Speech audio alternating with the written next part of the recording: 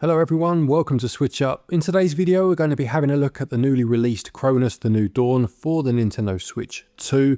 We're going to do a performance review for you so you can have an early look at exactly how it plays, and we'll do a full scored review next week. Yeah, we're going to look at frame rates, we'll look at handheld performance, all the usual bits and bobs that you like to see. So how is it performing? Well, let's find out.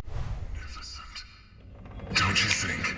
Our work is to... Let's have a quick look at the story then before we begin. And you play as a traveller working for a company called The Collective. This is a post-apocalyptic game and you are basically searching what's left of the world, looking for time rifts that will transport you back to the 1980s era of Poland. I really enjoyed the way the game starts. It starts out with almost a void conf test, Blade Runner style if you've seen that film, and it's an interesting premise to set up your character, but it keeps a lot of its cards very close to its chest. It does indeed. What it does show you quite early on though is that there are creatures inhabiting the world now. They are the last remnants of humanity. These are known as orphans, and when you attack them, what they're able to do is absorb or merge with other enemies.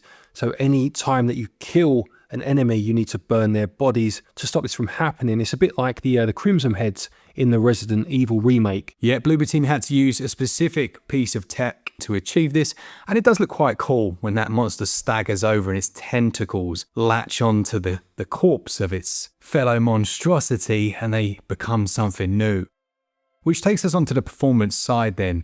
We are looking at 30 frames per second and there is no performance mode. So straight off the bat, you've got 30 and it does maintain that for most of your play. Yeah, it's a pretty stable 30, a couple of drops here and there, but for the most part, it's nice and stable in that respect. The same can also be said for the frame pacing. You've got 33.3 consistently, I'd say, across both docked and handheld. There are a couple of anomalies in our frame rate footage, but I don't actually think those were the game. I think that's more the way that you capture frame rates. Yeah, the biggest issue really is when it comes to the aesthetic of the game, owing to some of the techniques used. Yeah, the resolution, it's difficult to say, but what we can say and look at are a few scenes where you can really see the effects of a lower resolution and then maybe some temporal anti-aliasing on things like the weapons and some of the effects in the world.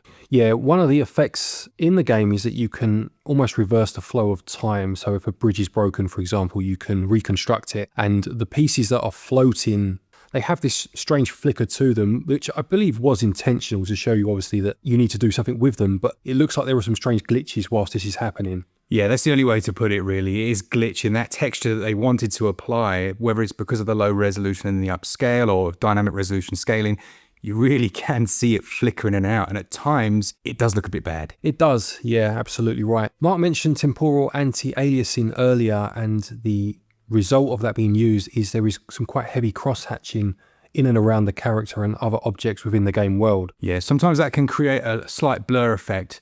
Now, by default, Cronos does have motion blur enabled, so you can switch that off if you'd rather just have a more clean image.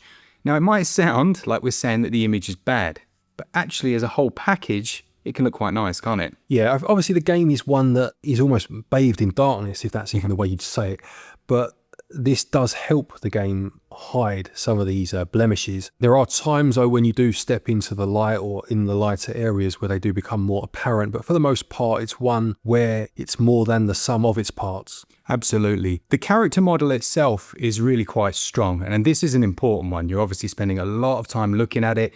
It seems to improve when you go into a cutscene, so they really prioritize the models and the lighting, don't they? So that it really does look much sharper. They do, absolutely right. And the enemies that we've come across so far, they have almost like a stop motion feel to them in terms of how they move.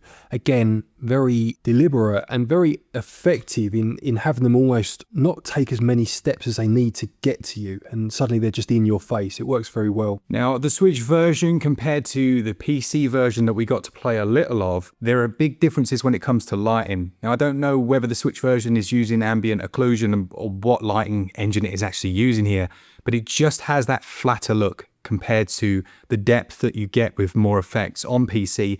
Still, in motion, in this level of light, it's not a huge issue. I think the biggest one is what we've spoken about already. Some of the enemy models, when you zoom in, you can really see the aliasing, the jaggies on the edges of them, can't you? Yeah, you can. It's, again, like we said, it's one of those games where the darkness is its friend. And when it's not as dark, you just notice some of these imperfections. As this runs on the Unreal Engine 5, we are seeing a few techniques used to minimize things like load times. I think it's called world partition or something similar, that basically you don't see many load screens at all. It might do a few tricks with a cut scene or, the old squeezing through a tight space or dropping down in a lift. But generally, yeah, loading's pretty decent. Yeah, there's a slight stutter or pause when you go into an autosave moment, but it's very brief and then you're back into the action. Moving on to handheld now, and in this mode, having that smaller screen just makes things look that bit crisper. Exactly right. Yeah, like the dots per inch, the DPI is obviously higher on that small screen. From where we're sat, it's funny because we have two screens set up, one distant and one close. The distant one, the game looks fantastic, Yeah. obviously, and this isn't just an eyesight problem. Up close is where you see that stuff, but in motion, pretty good, I'd say, across the board. Yeah, and bearing that in mind, most people, obviously, if you're playing it docked, you're going to be playing it on a TV that is across the room from you. You probably won't even see any of this. It's just because we are almost hyper-analysing it that they become that bit more apparent. Now, thankfully, Bloober Team have seen fit to make what I would call a proper Switch 2 version, in that it does support all methods of control. Yep, so you can aim using the right stick, you can switch to gyro aiming, which personally I felt worked the best, but there is the capacity to use the Switch 2 mouse mode if you'd rather this. This felt a bit too sensitive compared to the gyro aiming. There are ways that you can turn up or down, the sensitivity. I didn't see one specifically for mouse mode though. Now, the thing with mouse mode is I think it's one of the control methods that really relies on a high frame rate. Yes, yeah. We played 120 frames per second Metroid Beyond, and that feels incredible. Here, as soon as I used mouse mode, I was like, nope, back to gyro.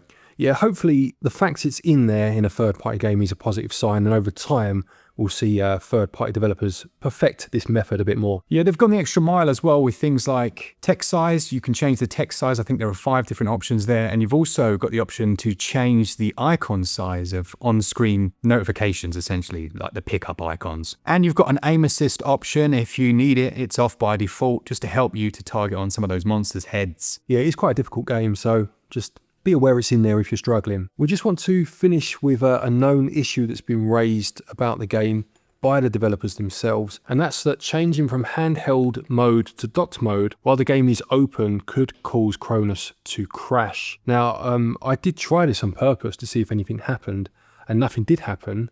But strangely, we went the other way. We went from docked to handheld and we had a crash there. So yeah, just be aware of it. Version 1.1 is the one that's out now. So it may well be that they've released something that assists with this already. In conclusion then, performance is better once again than we heard pre-launch. People that played the early builds, there were some significant drops and stutters. Looks like Bloober Team have done a lot of work so that version 1.1, which is what we're reviewing here, is actually running okay. Yeah, it's stable. Obviously running at 30, but it is stable. And it's more the visual side of it than the performance side that may be an issue for some people. But like we said, even then, if you're playing on a screen that's a decent distance away from you, I don't even know if some people would even notice half of these things. We will do a full review, as we said, next week and give it a score. But just if you're tempted by it and want to know that it runs well, hopefully this has answered those questions. Absolutely. Yeah, thanks for watching. Let us know in the comments. Out of all the games, I'm sure a lot of you will be getting Silk Song. Some maybe have been tempted by Star Wars, which ran brilliantly, by the way. The video's up on a channel. But yeah, let us know. If you're looking for eShop credit to pick this one up, you can use our website, switchup.gg, and get your eShop cards from there. You get yourself 5% of your purchase price back as cash back. Thank you to our patrons and our channel members. Take care, and until next time, happy gaming.